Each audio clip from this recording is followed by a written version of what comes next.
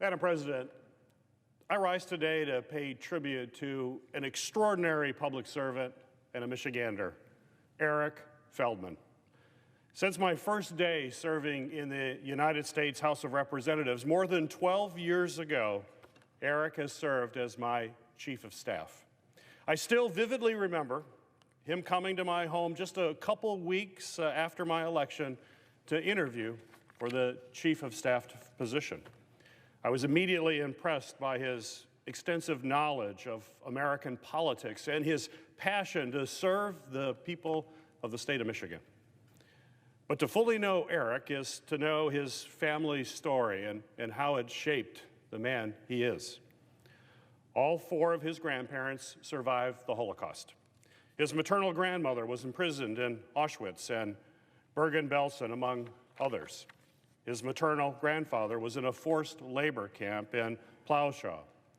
His grandparents met and married in Bergen-Belsen concentration camp. They were liberated from there and remained after it was converted to a displaced persons camp following World War II.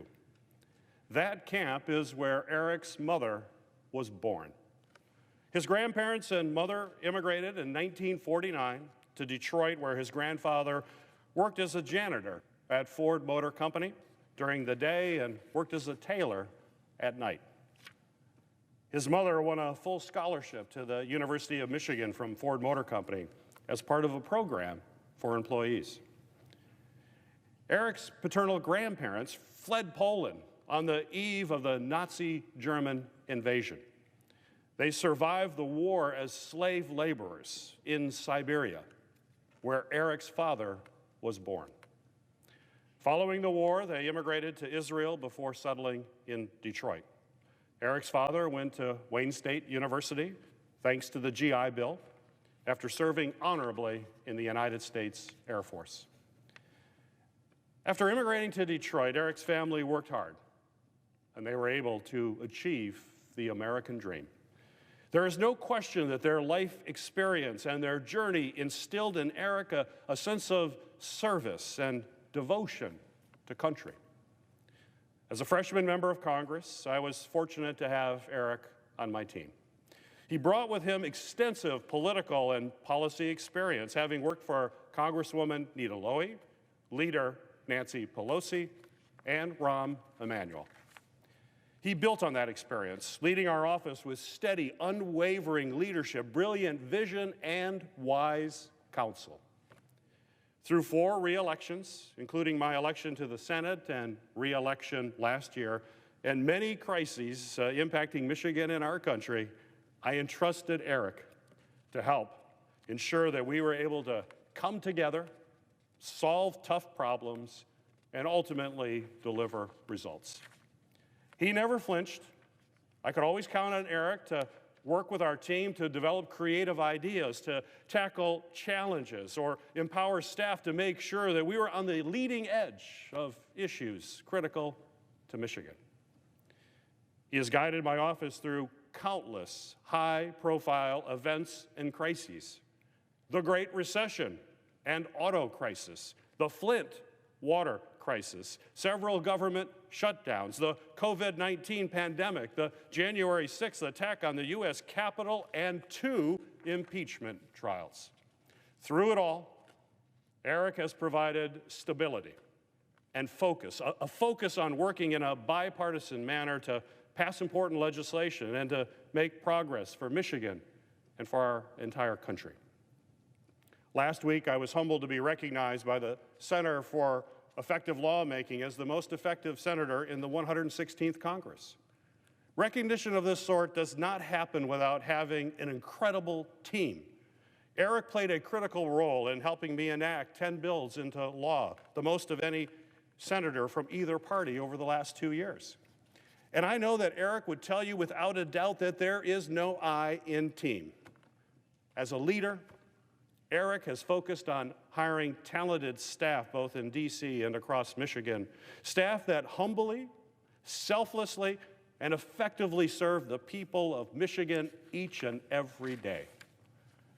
With Eric's laser focus on what's best for Michigan, together with our team, We have secured record funding to protect the Great Lakes, worked to increase security at our nation's borders, expanded apprenticeships and skills training, saved taxpayer dollars, and made the federal government more efficient, all the while standing up for Michigan workers, including those working in our auto industry. Eric is always on the leading edge, and he has distinguished himself through his work with Michigan's auto manufacturers and automotive stakeholders. In particular, Eric has helped drive policy efforts focused on innovation and emerging technologies, so that in the near future, self-driving vehicles will not only be safely deployed and save thousands of lives on our highways, but also be developed and built in Michigan and in the United States, creating good-paying jobs for the next generation of workers. At every step of the way through all of his hard work, Eric has carried himself with his characteristic enthusiasm and passion. It is only fitting, as an alum of the University of Michigan and a fervent, very fervent Wolverine fan, he has, and I quote, an enthusiasm unknown to mankind. Whether it's policy, politics, casework, or an issue important to constituents, there is no doubt that Eric approaches it with a keen interest and with high energy, and that he will think through every single possible angle. But Eric has been much more than just a chief aide. Colleen and I feel incredibly fortunate, not only for all that Eric has done to lead my office and deliver for the people of Michigan, we count on him as a confidant and a dear friend.